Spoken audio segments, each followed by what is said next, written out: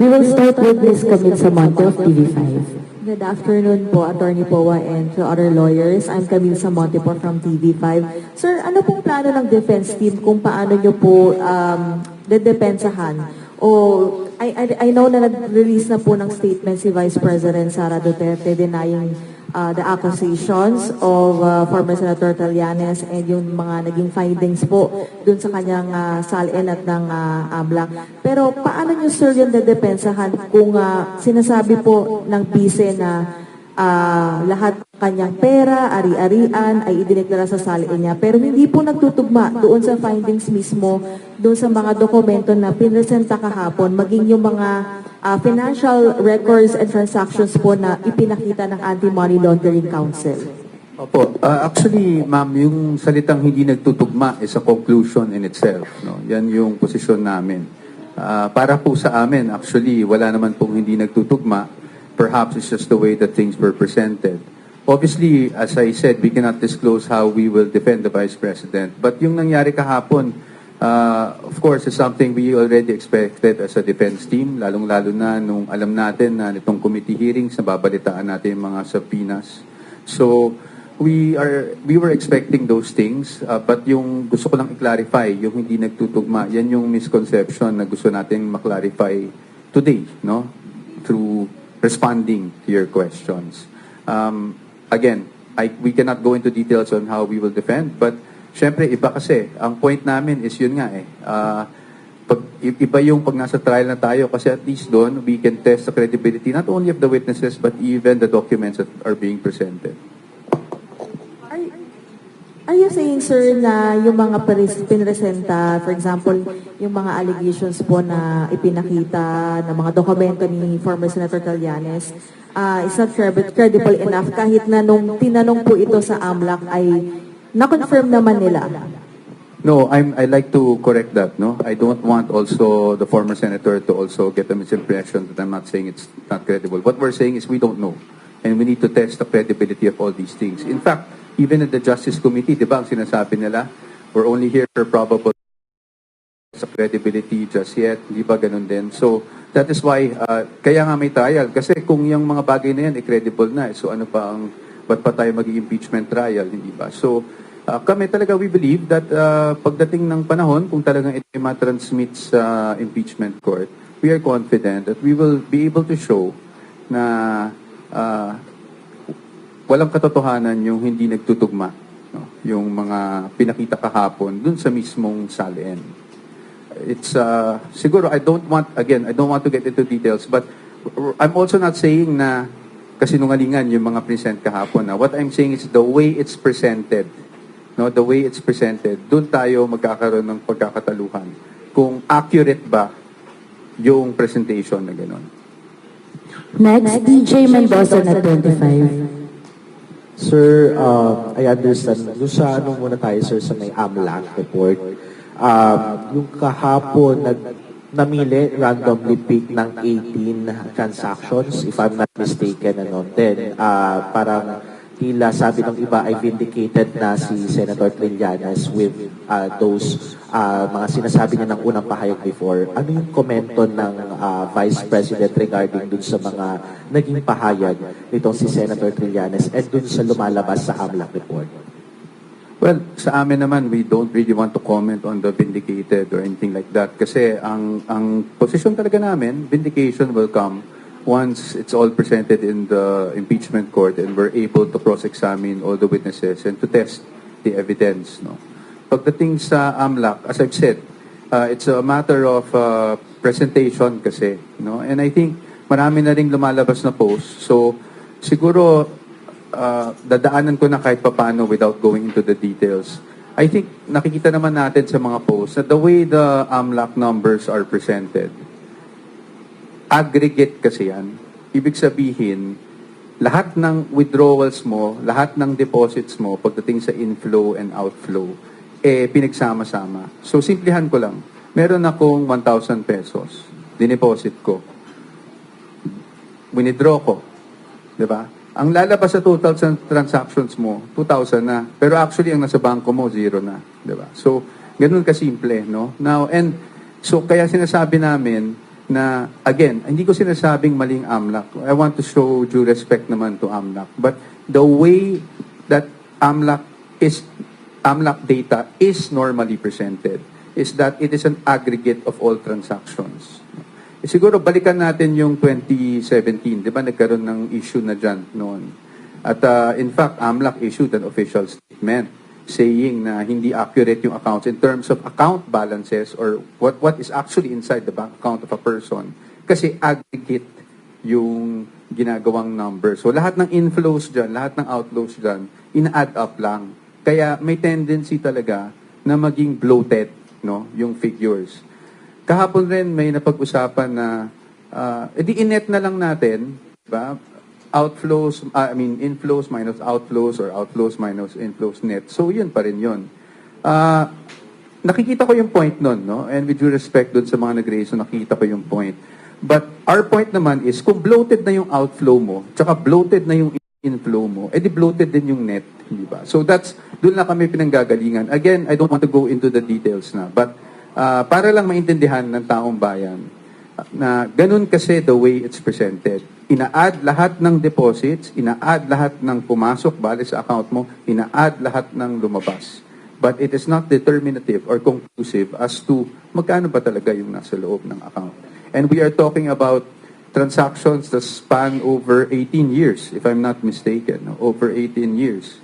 So, yun ang magiging, talagang para sa amin, it's bloated talaga ang number.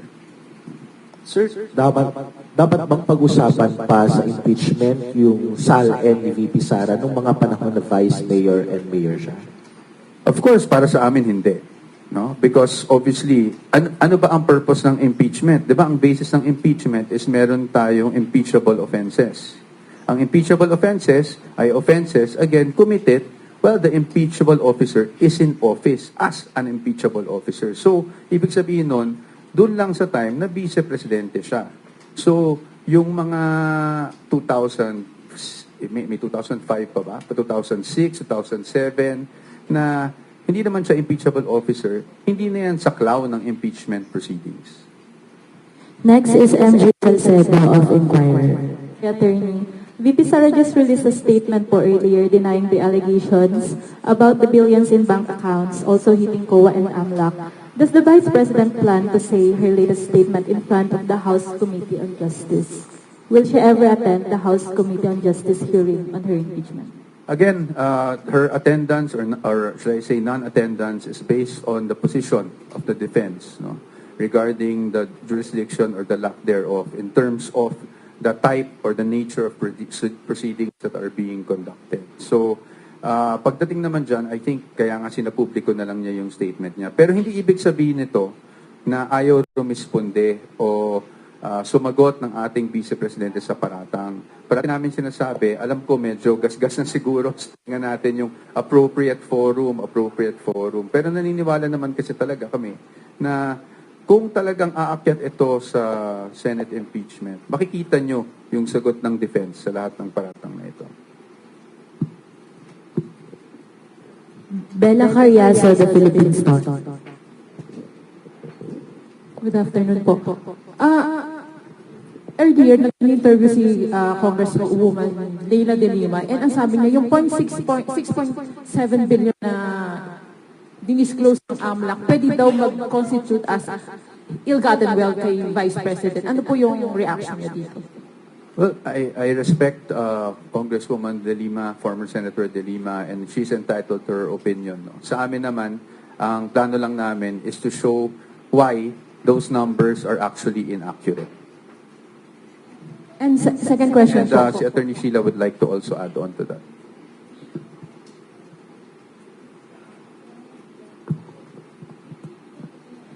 Just in addition to what Mike had already said, I think what's important for us to understand at this point is that a mere presentation of supposed evidence before a committee that is not authorized to conduct trial does not really amount to proof. And the reason for that is really simple. It's because every evidence, whether it's something that you present in an ordinary case or in this case in an impeachment proceeding, must still survive scrutiny. And when does that happen? When does scrutiny happen? It happens only in a proper trial before a tribunal or a body that has jurisdiction to conduct trial. And that is something that the defense has been very clear from the very start. The reason why we had already stated that we will not be able to participate in a proceeding that we think is unconstitutional and goes beyond the powers that have clearly been identified by the Constitution to belong not in the House of Representatives or any of its committees, but in the Senate alone. Second question po. Sabi kanina din ni Congresswoman Luistro, April 29, ang papatawag nilong yung NBI chief si Matibag. And then nasabi niya, yun na lang ang last hearing para magbotohan para dun sa impeachment ni VP. So, ina-expect niyo po ba na aakyat na ito sa Senate at may numbers ang mga nagsusulong dito? And considering po na wala pong TRO kayo na nakuha sa Supreme Court. Thank you. Opo, medyo marami po yung tanong, no? But first and foremost, I don't want to preempt the vote of the Committee on Justice pagdating sa finding of probable cause na gagawin nilang botohan. Secondly, I also don't want to preempt the House itself. Diba? Bigyan naman natin ng respeto yung House. Tingnan na lang natin. Pero ang defense team, ready kami sa kung ano man mangyari. Like we've been saying, no, last year, we have been preparing for trial na dahil kahit nag-file tayo ng petition sa Supreme Court, hindi naman natin alam kung ano yung magiging desisyon nun. So we were preparing. And until today, we are still preparing. So ano na lang po tayo, no? I don't want to preempt, I don't want to speculate kung may boto man o walang House. I think it's best directed to the House members themselves. Pero kami, we're just ready for any eventuality. Next is Red Mendoza from Manila Times. Hi po, good afternoon po, attorneys. Meron of course nagsabi po my first question is, nagsabi po si Congressman Benny Abante kahapon sa hearing kahapon na the only way for the Vice President to answer the allegations is to face the impeachment court. I mean, or the Committee on Justice hearing. I mean, nagmamakawa pa nga siya na dapat daw pumunta raw si VP sa hearing para ma-hear yung side niya. And there's also a recent interview by former Corona Defense Counsel Judge Roy na sinabi niya na ang pagpunta daw ni VP sa Committee on Justice is the strategic way for her to defend herself. What's your thought on those comments po? Well, as to yung strategic way or not, I think our position has been very clear. It's about jurisdiction to conduct the proceedings that we feel are already bordering on trial, no? If not trial itself. So yun naman talaga yun. It wasn't really anything strategic. It was really something we had to file based as lawyers dun sa nakikita naming developments. Ngayon, pagdating naman po doon sa pagsagot, like Attorney Sheila said, you know, scrutiny can only be had when we are also allowed to test the evidence, present our side, and that will be the impeachment court in the Senate. Dagdag ko lang, no? While I respect the opinion of Representative Abante, I think he also knows, I'm certain that he is aware na ang tamang venue o ang tamang panahon para mag-conduct ng trial o para sagutin at magbigay kami ng ebidensya ang Vice Presidente ay hindi sa Committee on Justice. Ito ay before the impeachment court. Ibig sabihin sa Senado. Hindi naman ito I think this is something important that we all need to understand. Hindi maaari na sinasabi lang natin, dapat dito kayo sa komite, dito kayo sa komite. Kasi kailangan lang natin basahin ng konstitusyon. Sino ba ang impeachment court? Ito ba ang Committee on Justice? Hindi. Ito ba ang House of Representatives? Hindi rin. So sino? According to the Constitution, ang impeachment court, if that even will be constituted, ay ang Senado. So, ang ibig kong sabihin, the defense and the Vice President are ready to respond in detail, again, before the proper forum, and during a fair trial. Last na lang po on my end. Ito po, naungkat din po ito dun sa hearings, yung sinasabing return, yung papabalik ng mga sinasabing confidential funds na according to sa Commission Auditor. But what's your take po doon? I mean, ano pong reaction po ng defense team sa paglalabas ng mga dokumento na ito regarding sa confidential funds? That's po, Mayor. Thank you, Red. I think you're referring to the decision of the Commission proper. I'll be very candid. Nandun ako sa hearing na yun di ba? Kung napapansin nyo, sumisilip nga ako sa phone ni Attorney Camora. Kasi, nagulat ako, the Office of the Vice President or the persons that are accountable, allegedly, doon sa ND, hindi pa sila na-servan ng copy nung ND bago in-announce yung decision na yon. In fact, hanggang ngayon, wala pa rin kaming natatanggap. Ang natatanggap pa lang namin ay syempre yung galing sa House na binibigay nila sa amin. Pero yung mismong from COA itself, and I keep on checking with the accountable officers named in that decision, kung nakuha na nila, or kami bilang councils, wala pa rin kami natatanggap actually. Ngayon, pagdating sa restitution, hindi pa po panahon para pag-usapan ang restitution because hindi pa po final yung decision na yan. Let me clarify that. After a decision is rendered by the Commission proper that is adverse, in this case, to the accountable officers of the OVP, meron pa pong 30-day period within which we can file an MR or actually, upon denial of the MR or motion for reconsideration, we will go up to the Supreme Court based on Rule 64 of the Rules of Court. At yan po ay nasa COA rules mismo. So we just wanted to clarify para lang klaro tayo lahat dito. The Commission proper has decided, yes, wala pa kaming kopya. And secondly, hindi pa po final yan dahil may remedies pa po ang mga officials ng OVP. Again, motion for reconsideration within 30 days. And then, upon denial, kung ano man ang balanse ng 30-day period na yon, ay maaari pa kaming umakyat sa Supreme Court on Rule 64. At doon lang po sa desisyon ng Supreme Court magiging final itong disallowance na ito. Ms. Marisol Abdurrahman of GMA News. Without necessarily going into details, like how would you explain yung actually medyo nakakagulat? Itong more than 600 suspicious transactions at pinimension yung almost 7 billion na amount na binanggit.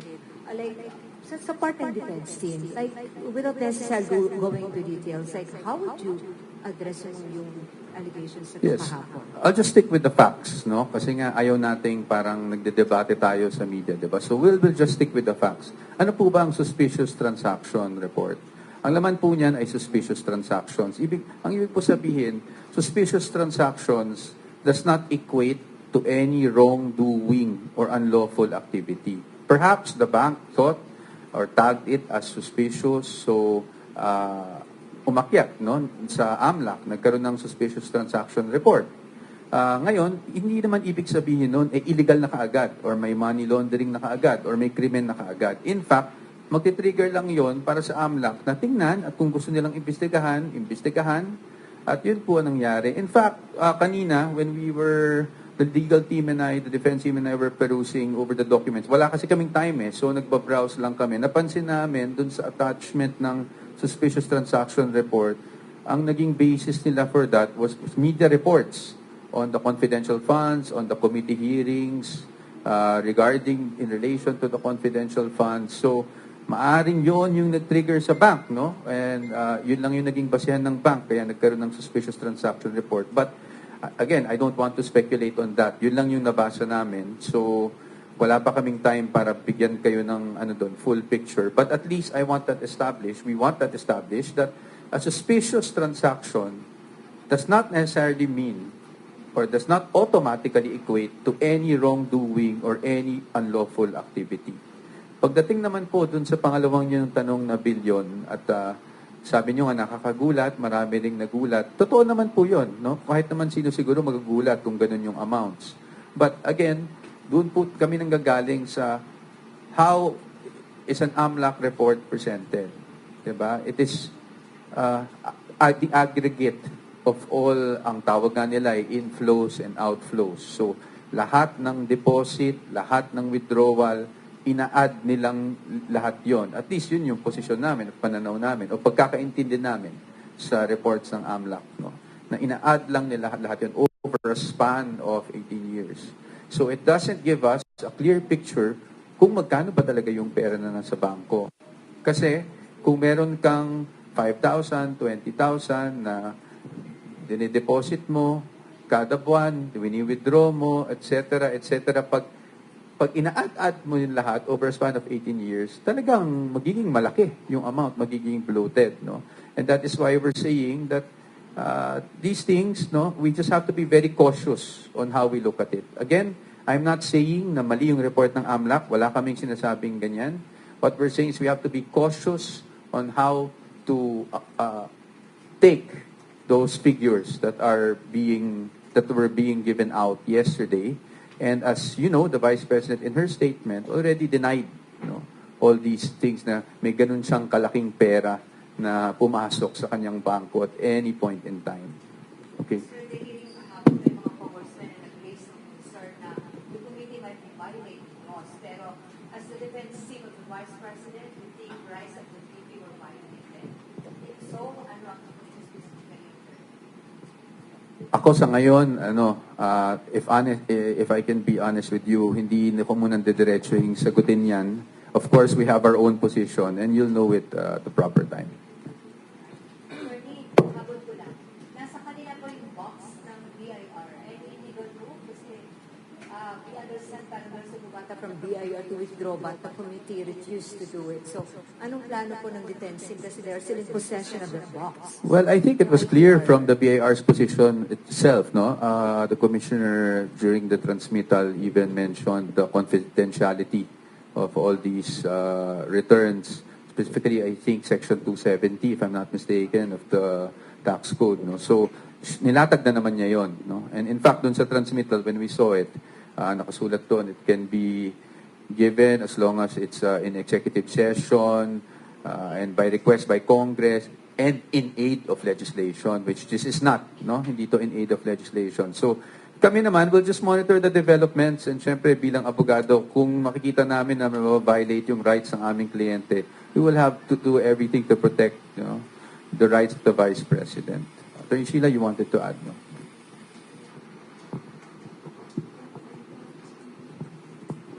Just in addition, balikan ko yung tanong ni, what's the name of the lady? Ni Miss Marisol, with respect dun sa sinabi niya na kagulat-gulat daw, marahil, kamangha-mangha na bilang ng salapi na sinabi o binanggit kahapon sa Committee on Justice. Pero I think what we also need to remember is, despite the alleged amount that were presented yesterday, doon sa sinasabi nila na AMLAC reports, ng SPRs, CTRs, etc. Walang kahit ano na sinabi rin ang AMLAC that any of these SPRs or transactions was linked to any unlawful activity. Yun ang dapat na malinaw. And I think yun ang dapat din nating maging gabay, bago natin paniwalaan o kunin yung mga impormasyon lamang na inilalatag sa ating harapan. All I'm saying is, before we draw any conclusions, again, we should look at the fundamental issue. Kailan ba ang tamang panahon para matest itong mga sinasabi nilang ebidensya? At saan?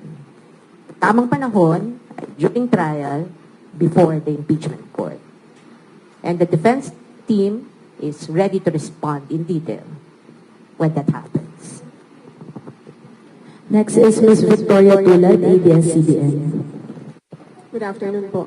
Kahapon po lumabas din sa hearing na di umano nakatanggap ng pera si VP Sara and her relatives from a certain Samuel Uy na allegedly ay isa pong drug lord. Comment niyo lang po dito. And does she know Samuel Uy?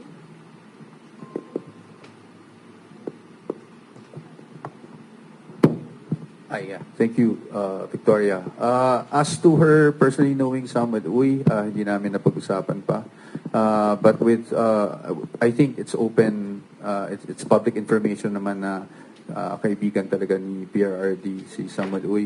Now, as to the allegation of him being a drug lord, I think that's, I don't have the facts. That's merely an allegation, no? So we shouldn't conclude anything out of that. Again, unless proven in the court of law, I don't even want to go there and say alleged drug lord. Saka, kawawa rin naman kasi yung tao, no, na nadadama yung pangalan. Pagdating dito sa mga perang na banggit kahapon, I think ang sabi ay manager's check. We have to note that ang nakasabi lang naman is a manager's check was allegedly nagpagawa ng manager's check, allegedly si Sammy Uy, wherein the recipients are the Vice President and ganito and who else. So, yun lang yung nakasulat no? Hindi naman, wala naman dun anything na natanggap talaga nila. And as you know, the Vice President already issued a statement denying that she had received any of these amounts of money that were presented yesterday. Now, again, we don't want to get into the details, but those checks, we're confident that we will be able to clarify everything and show the public kung ano talaga yung nangyari sa checks and kung meron man talaga, no, pagdating ng trial. And also, Attorney, si Committee on Justice Chair Luis Tro, sinabi naman po niya kanina sa isang interview na the evidence versus VP Sara surpassed threshold of probable cause for impeachment. Your comment on that? Well, I guess, again, with all due respect to Chairperson Luistro, no, I don't want to be debating with her, but it's being the chairperson of the Committee on Justice, sabi nila, yan nga ang trabaho nila, mag-determine ng probable cause with that statement. So I guess we know what her position is, and they put it to a vote. Again, nasa kanila naman yan, yung determination ng probable cause. If it so happens that talagang magkaroon ng determination of probable cause, this is given to plenary and transmitted, we will not anymore debate on what they did there, but we will just face them in the Senate. Of course, without waiving the petition that we filed before the Supreme Court regarding what we see as constitutional infirmities, no, dito sa mga proceedings na ito. Next is Mr. Jason Dublico, SMNI. Hello, attorneys. Jason po ng SMNI News. Sir, first question, dahil under po sa AMLA, banks are under po sa Section 9 ng AMLA, it provides po that SDRs and CDRs shall not be disclosed and are protected from public release. And this confidentiality po is reinforced by the bank's secrecy law and related financial privacy laws. So, babalikan ko lang yung tanong, sir. Posible po bang may nalabag na batas ang AMLA at ang House Committee on Justice sa paglalantad po ng bank accounts ni VP Sara Duterte and Attorney Mans Carpio, and posible po ba na dadalhin rin po ninyo ang usapin na ito sa Korte Suprema if may nakita po kayong paglabag sa constitutional rights ni VP Sara? I think you said it yourself, no? Kung yun yung nilalaman ng batas, malinaw naman yung sinasabi ng batas, that those information are strictly confidential, cannot be disclosed, hindi ba? But we've seen otherwise from what happened before the committee hearing yesterday. Now, as to any actions that we plan to take or the personalities involved plan to take, that's something that I hope you understand we will not be able to disclose at this point. Just to add on, and just to emphasize, we are fully aware, the fact that Section 8A, if I'm not mistaken, of the law as amended. No? Sir, second question, ano po ang panawagan po ninyo sa public? Kasi parang ang lumalabas po na lahat po ng mga sinasabi doon sa House Committee on Justice ay parang tinatanggap na katotohanan ng iilan. So ano po ang panawagan ninyo sa publiko sa gitna po ng usapin ngayon involving the Vice President? Siguro simple lang po talaga ang panawagan namin. No? Let's just be cautious doon sa mga lumalabas without saying that they're false because that's really not my point. I'm not saying false yung mga lumalabas. All I'm saying is we have to be cautious, especially with the way things are being presented. And ang panawagan namin is intayin nila kami. Ano? Hintayin nila na kami naman ang magpresenta ng aming ebidensya para pabulaanan lahat ng mga lumalabas ngayon laban sa ating Vice Presidente. Sir, pahabol last question kasi sinabi po ni Vice President Sara dun sa kanyang statement isa sa mga nasa likod ng mga parata ng former Senator Trillanes is the sitting president. So, may magiging hakbang po ba ang defense team laban po sa Pangulo? I don't think we're I don't think we're at liberty to discuss things like that because we're just limited to the impeachment proceedings. So sa atin di kami magkokomento anything outside, especially of course if it relates to the president. Wala po kaming kinalaman diyan. Kami po ay dito lang po kami sa impeachment nakafocus. Ms. Nympha Ravelo, PZWB. Good afternoon po, attorneys. Question ko po una, sasagutin niyo ba o hindi na talaga sasagutin o i-refute yung pong mga lumabas na allegations sa House? Sasagutin po sa impeachment court. Doon po natin sasagutin lahat yon. Doon po naman ang tamang forum kung saan namin masasagot lahat ng yon. So, wala at all po, hindi na kayo magsasabit ng any pleadings or any manifestation sa House Committee on Justice? We have to wait for developments. No, we cannot say that we will not submit any manifestation whatsoever. But you have to remember that the main petition before the Supreme Court is really questioning the jurisdiction as to the nature of the proceedings that are being conducted. Again, hindi namin kino-question ang power of the House to initiate impeachment proceedings. I think that's very clear under the Constitution. We don't want to even try to blur that line. I mean, admittedly, they have the sole power to initiate. Ang kino-question lang po namin ay jurisdiction in terms of conducting this type of committee hearings. And then, di ba isa doon sa reason po ng inyong pagdulog sa Supreme Court yung sinasabi na mini trial na yung nangyayari? Napatibay po ba nung nangyari kahapon yung inyong argumento na yan at gagamitin po ba yan sa pagpa-file ng panibagong petition or any rejoinder sa Supreme Court? Well, una-una, we cannot file a new petition anymore, no? Kasi may pending na tayong petition. But if you're asking us if what we've seen so far from the committee hearings actually support what we had stated in that petition, I think we're not naive, hindi ba? We have observed what's been happening sa committee hearings, pati yung pagpapalabas ng iba't ibang subpina para kumuha ng mga sinasabi nilang ebidensya, kahit ang mga ito ay hindi naman bahagi ng dalawang impeachment complaints na sinasabi nila ay under preliminary investigation, di ba? In fact, it's probably important to tell you now that maging yung supplemental affidavit ni Mr. Madriaga, yung AMLAC report, yung affidavit ni former Senator Trillanes, and all those other evidence that they were able to obtain na after final yung impeachment complaint, wala kaming kopya niyan bago yan ibinahagi sa komite. Kasi nga, hindi siya kasama ng impeachment complaint. Pati yung notice or yung desisyon ng COA on the appeal of the Vice President at ng ibang respondents doon sa confidential funds. Bigla na lamang doon sa komite, sinabi na denied na, no? Which, that's fine. Kung sinabi nila sa unang hearing, April 14, am I right? April 14, na wala na deny na yung appeal ng Vice President. And I think you've seen some of the personalities na they were claiming, oh, final na ba yan? Final na ba yan? Of course, hindi final. I think alam naman yan ng komite na hindi yan final.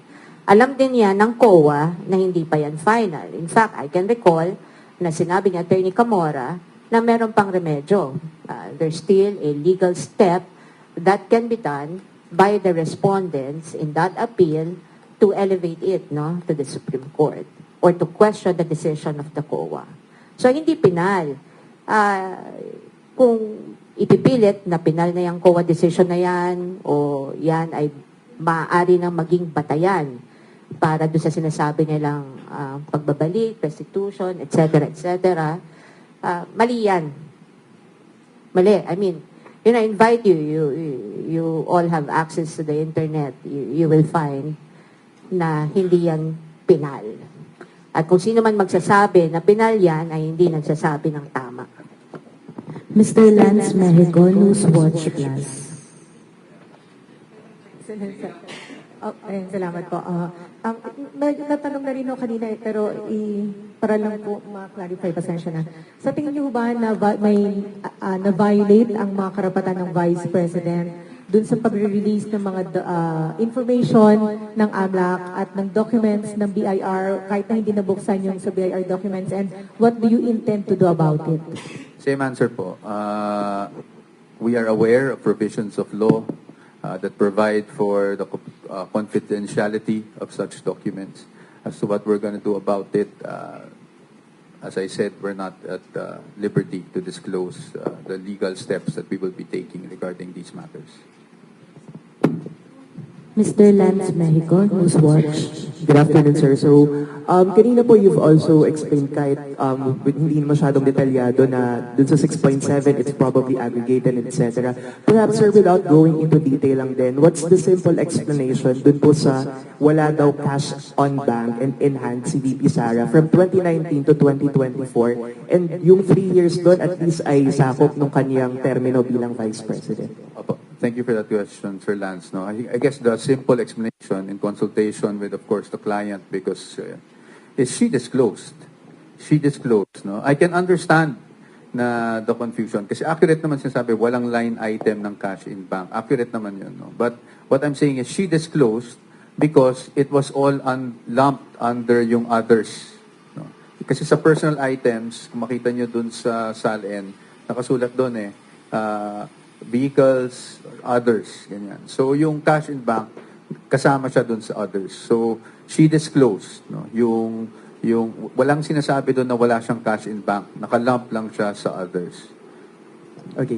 Thank you, sir. But I just wanted to clarify kasi baka sabihin parang sinasabi naming mali o sinungaling yung mga House members yesterday. Hindi naman po. Kasi ang sinasabi naman nila is walang line item ng cash in bank. So now we're just clarifying upon consultation with our client na she disclosed all of those actually. It was just lumped under others or I think various, one of those things.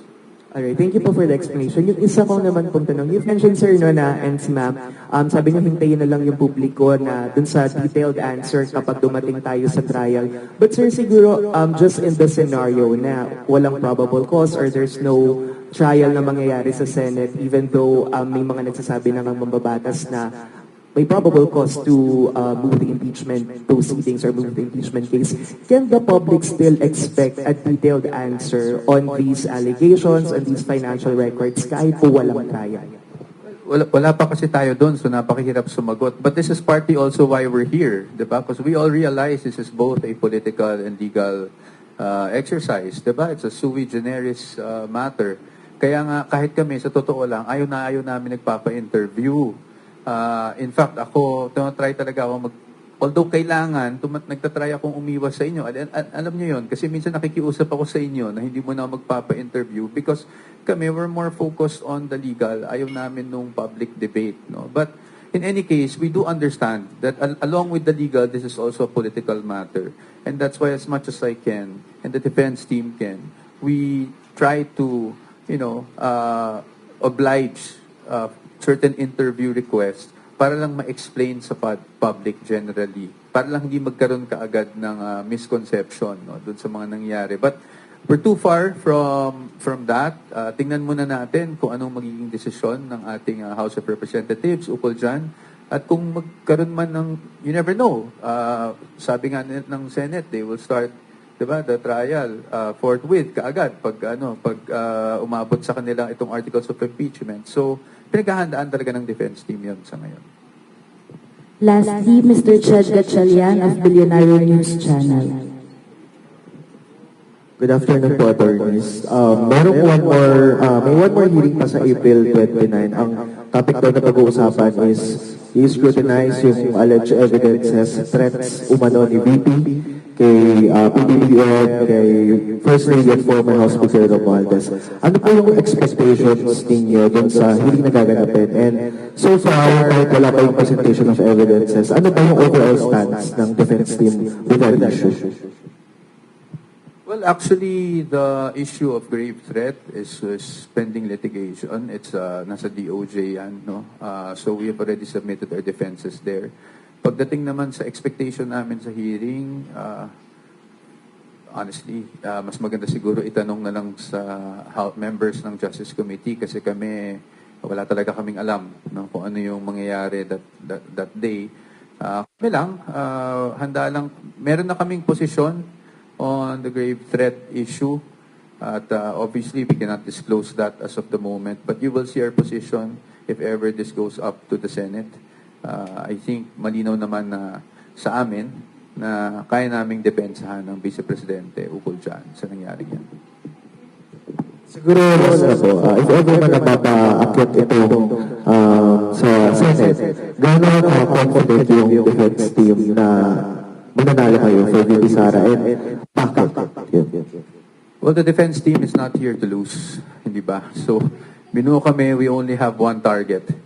It's not just to win, but actually to show the general public and the people of the Philippines na walang katiwalian, na walang katotohanan sa mga ikangay katiwalian na binabato sa ating Vice Presidente. And when we talk about vindication, last year, diba, tinatanong kami, do you feel vindicated with the Supreme Court decision? Kami mismo nag-admit na hindi kasi wala pa tayo sa merits. So maybe only that time will the Vice President feel vindicated, no?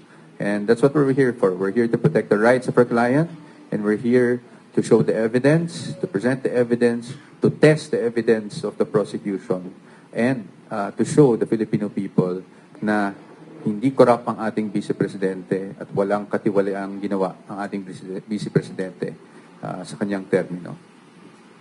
Last question lang po, Ina Hernando Malibon, Manila Bulletin. Hi, Ina. I haven't seen you for so long. Hello. Hello, sir. Hello, everyone. Just one question lang po. No? How is your client, the Vice President, amidst all this? You mentioned kanina that you've discussed things with her. So, kumusta naman po siya amidst all this? Business as usual, ang ating Vice Presidente. I really admire her strength, no, throughout all this. It's been happening since, I think, 2023 na parati siyang may atake. So, and I've seen it up close when I was with her. So, kilala niyo naman ang Vice Presidente natin. She's just business as usual. She's going about her business, dito sa OVP. Sinisigurado lang niya na tuloy-tuloy ang mga proyekto ng OVP. At pagdating naman dito sa mga problemang legal, nandito naman ang defense team niya na binuo niya maaga pa. Parang sigurado na siya na madedepensahan siya ng tama, no? Kung sakali mang umabot tayo sa impeachment trial. We thank our colleague from the media. Before we end, we invite the defense team to share any closing message.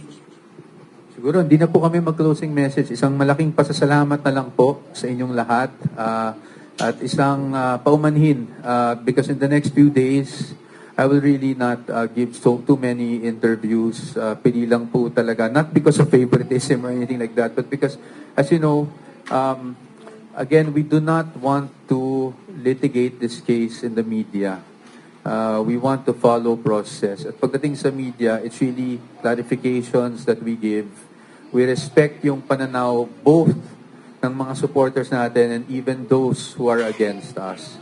So we don't want to engage in any debate with them. clarification lang din po yung gagawin ko sa media in the next few days. At anytime naman po na sa tingin namin kailangan talagang may ma-clarify na malaking bagay, we will always be here to give you a press con. And pag nagsimula naman po siguro yung impeachment trial, we will definitely oblige, no? In fact, that's why sinama ko rin dito si Attorney Narvasa, si Attorney Bodota, mayroon pa kami si Attorney Benluan, who will also help me pagdating sa communications sa media, kung ano yung mga pangyayari para lalong maintindihan ng ating mga kababayan kung ano yung mga legalidad at pangyayari na mangyayari sa trial sa pang-araw-araw. Thank you. Yeah, sige po. Times and we're asking this again, Attorney. So, may isa pang hearing. So, are you saying na wala na talaga kaming aasahan na any attendance from the VP nor anyone from the defense team dahil talagang doon lang kayo sa impeachment court sasagot? Yes, because that has always been our position. And we have to be and I think the members of the House also understand that is our position. We filed a petition before the Supreme Court and we have to maintain and be consistent with that position. I had to ask kasi that the chairman kahapon made an emphasis again na for the second time, ang empty chair lang ang aming kaharap. So, she's still maybe somehow hoping still that, one day, anybody from the team or no less than the VP would appear at the at the Opo, sa amin, that's our position. From the members of the team, again, it's the same Kung pumunta kami doon, it will be inconsistent with our position. And even if it wasn't, wala din naman kaming magagawa doon because again, our role is only to assist. We are the client, no? We can, or the respondent in this case.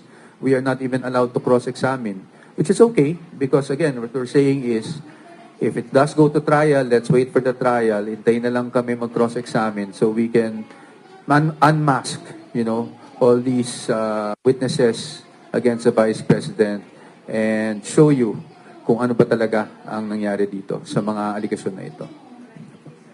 This concludes our press conference. On behalf of the impeachment defense team, we thank you for your time and your cooperation. Good afternoon. Thank you.